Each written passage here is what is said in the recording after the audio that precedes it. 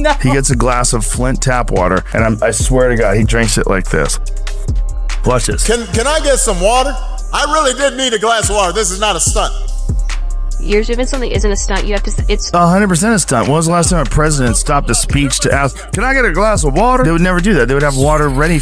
Once hailed as a beacon of change, Barack Obama now stands in the crosshairs of fierce critique, and Joe Rogan isn't pulling any punches. Armed with biting humor and an unfiltered voice, Rogan tears past the charisma, the crafted speeches, and the picture-perfect persona to dissect a presidency riddled with contradictions. He peels back the layers of polished promises to reveal outcomes that fell far short. What once felt like hope now feels like hype. The applause is fading, the narrative is cracking, and behind the curtain of political performance, a more uncomfortable truth is coming into focus. The myth is unraveling and the conversation is just getting louder. Barack Obama strolls through the annals of history like a man mesmerized by his own Wikipedia page, hitting refresh as if the next update might crown him a legend. But each reload reads less like a biography and more like a well-polished fantasy. Enter Joe Rogan. No introduction, no warm-up, just pure, unfiltered fire. He charges in like someone who just realized the emperor isn't just naked, he's pitching his designer illusions in a Netflix special. The spectacle is unraveling, and Rogan is here to point out every awkward thread. Absolutely must hold every one of these criminals accountable for the crimes that they committed. They are the most heinous crimes committed in American history. But yet promoted this idea. James Comey, John Brennan, Clapper, Rice, Biden was in the meeting. They briefed Barack Obama on Hillary Clinton's plan to, quote, tie Trump to Russia collusion lies. It consumed our national discourse. The Obama mythology has been buffed and polished so obsessively. It's less a legacy now and more a gleaming mirror reflecting what people want to see. Hope, change, unity. Catchy slogans that once electrified a generation now echo like outdated memes from a long-forgotten campaign trail. But Joe Rogan's not buying the nostalgia package. His takedown doesn't feel like critique, it's more like a cheerful demolition job. He peels back the charm, the eloquence, the presidential poise, and reveals a man who mastered the art of image control, dodged real accountability, and now hovers above it all like a Zen master with a drone strike remote. For 8 years, Obama carried himself like the philosopher king of modern America, measured voice, deliberate hand gestures, and that signature, tenured professor on a hammock energy. The aura was smooth, almost hypnotic, but Joe Rogan wasn't buying the performance. He didn't get lost in the rhythm of carefully crafted calm. He saw the sleight of hand behind the statesman's smile, a presidency full of moves so baffling. Even seasoned illusionists were left scratching their heads. Sure, they called him the cool president, but as Rogan puts it, cool is only cool until it becomes a way to freeze public outrage while pulling strings behind the curtain.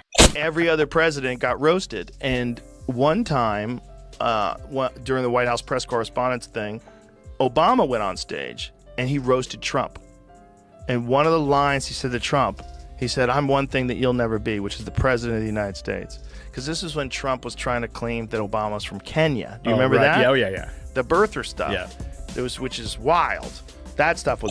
If you're enjoying this video, don't forget to hit subscribe and tap the bell icon so you don't miss what comes next. Now, let's talk foreign policy, because when it came to exporting chaos with charisma, Obama turned it into performance art. Behind that calm demeanor and eloquent speeches was a commander-in-chief with drone strike stats that rivaled an esports leaderboard. He spoke of peace like a seasoned diplomat, all while launching missiles with the casual ease of someone lighting fireworks on the 4th of July. Rogan didn't even need punchlines, he just read off the list of bombed nations. And suddenly, that shiny Nobel Peace Prize felt less like an award, and more like a souvenir from the global intervention games.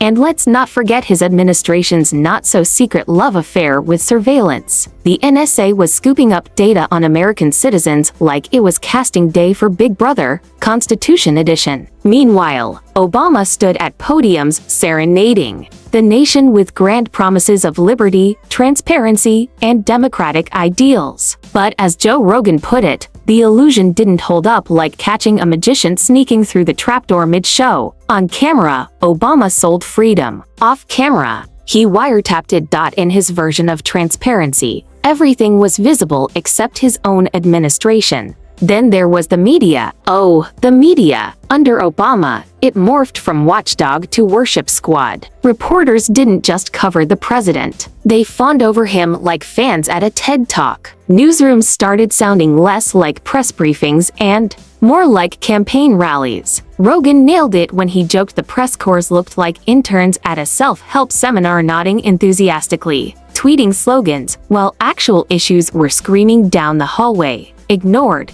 And then there's the myth of the economic comeback. Obama painted himself as the hero who rescued the economy, armed with spreadsheets and charm. But Rogan called it for what it was, a bailout bonanza for the rich and breadcrumbs for everyone else. Wall Street got backrubs and blank checks. Main Street got speeches and stagnation. And somehow, the applause kept rolling in from people who couldn't even land a raise during this so-called recovery. As Rogan said, the rebound was real if you were a banker, a billionaire, or a brunch influencer. For the rest, it was hope and hashtags. Give me some volume and go full screen. What you know now, do you wish you had a third term? You know what, if I could make an arrangement where I had a stand-in, a front man or front woman, and they had an earpiece in, and I was just in my basement in my sweats looking through the stuff, and then I could sort of deliver the lines, but somebody else was doing all the talking and ceremony, I'd be fine with that. We know he wasn't really running the country. Yeah. We used to think he was actually running the country, and now they're like, no, he didn't even see those executive orders. That was all.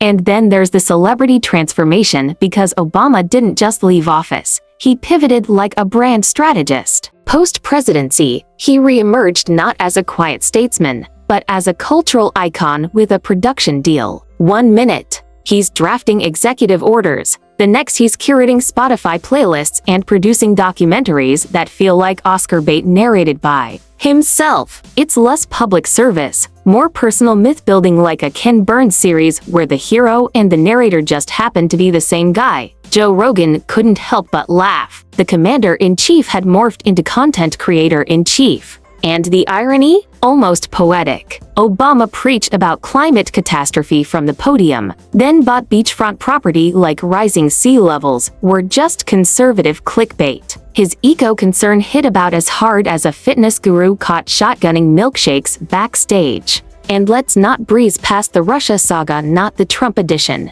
the original. In 2016, while Moscow played digital chess with American democracy, the Obama administration stood around like confused librarians watching the Wi-Fi crash. They knew what was happening. They saw it unfold in real time. Yet their response? A delayed shrug and a carefully crafted memo. Rogan didn't hold back. He tore through the myth of moral high ground, calling out the passivity masked as poise. For all the talk of being above the fray, Obama's cyber defense looked more like strategic napping, and Joe made sure the audience saw right through it. Surveillance that this government is putting forward is insane. It is crazy. And remember when Obama was confronted about it, he's like, it's just metadata. Metadata. No worries. Yeah, it's fine. Just trust us. Just metadata. Yeah. We're just collecting metadata. And Snowden's like, no, I was reading people's emails. Right. Yeah, we all read emails. And there was some reporter, I forget her name, like they were deleted. She was on her computer and you could see the file being deleted right in front of her. She took a video with her camera. I think Ed Snowden should be allowed to walk free. And then there's healthcare, the crown jewel of the Obama legacy that ended up feeling more like a bureaucratic Rubik's Cube. Promises of simplicity, affordability, and universal access morphed into a system so tangled, it needed its own help desk just to explain the copays. What was billed as revolutionary felt more like a software update with bugs no one ever patched. Then came the border, and Joe Rogan didn't let that one slide. The man who toured the globe delivering speeches about empathy and human dignity also ran the administration that built the infamous detention cages. The same ones later weaponized in political debates. The twist? Under Obama, it wasn't called a crisis, it was just policy. Rebranded, repackaged, and quietly moved off camera. Rogan didn't need to scream. He simply held up the record. Like a mirror, and the reflection wasn't a beacon of morality, but a polished pro at narrative control. And when it came to gun violence, another performance. Obama cried on stage, gave impassioned speeches that tugged at every heartstring. Then, nothing. No real change. No bold moves. Just poetic pauses and passing the buck. Rogan called it for what it was: emotionally charged theater, functionally silent. It wasn't lack of care, it was classic Obama. Stirring the soul, then ghosting the follow-through. People age the hardest. I think Obama was probably like a very idealistic young man Oh Lord, what's going on now? Who's hollering? I can't even see it. who really wanted to change the world. And that dude aged more than anybody. I mean, I'm getting old, so I can't hear that well. I can't see that good. Who aged the least? Trump. Trump just This is something that he just brushed that shit off his shoulders like it was nothing. We knock on wood wherever we may have wood, that I'm in very good health. I just won 2 club championships, not even senior, 2 regular club championships. Joe also tore into the cult of personality that's grown around Obama, a following so devoted, it borders on spiritual fandom. To some, he's a hybrid of Gandhi, Steve Jobs, and a lifestyle influencer. He could tweet about mismatched socks, and the internet would light up like it was the Gettysburg Address. Rogan mocked the frenzy with surgical precision. This wasn't a philosopher king. This was a brand polished to perfection, obsessively managed, and shielded from scrutiny by layers of nostalgia, media admiration, and public amnesia. Obama built an empire out of vague hope, mood lighting, and soft focus sound bites. While pundits swooned over his grown-up in the room image, Rogan zeroed in on the receipts: a more divided nation, crumbling trust in institutions, and a track record that told a different story. And then there were the whistleblowers. The man who ran on transparency became the most aggressive enforcer against it. Snowden, Assange, and even the lesser-known leakers felt the hammer drop. Rogan couldn't ignore the contradiction. Mr. Open Government turned out to be more interested in locking file cabinets than opening them. Transparency, it seemed, was just another campaign buzzword reserved for speeches, not practice. The reality looked more like drawn blinds, locked doors, and a do not disturb sign hanging on democracy's window. Remember? He did the White House press correspondence dinner, and he said, No one is happier, no one is prouder to put this birth certificate matter to rest than the Donald. So he can finally get back to focusing on the issues that matter. Did we fake the moon landing? What really happened in Roswell? And where are Biggie and Tupac? you see Trump in the audience going, I mean, he made fun you're of taunting a psycho.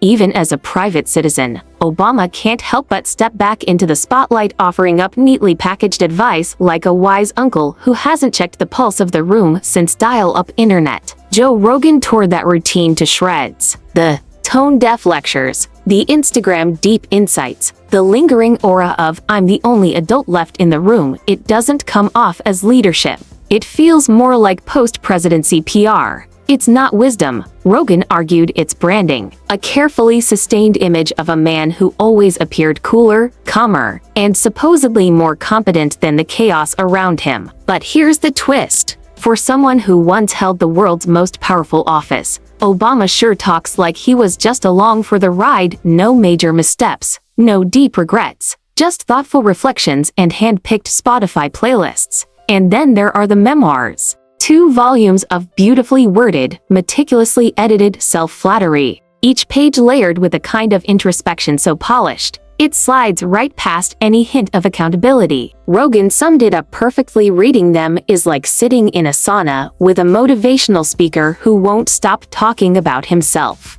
You sweat, you listen, you wait for something profound, but somehow, you leave with more fog than clarity.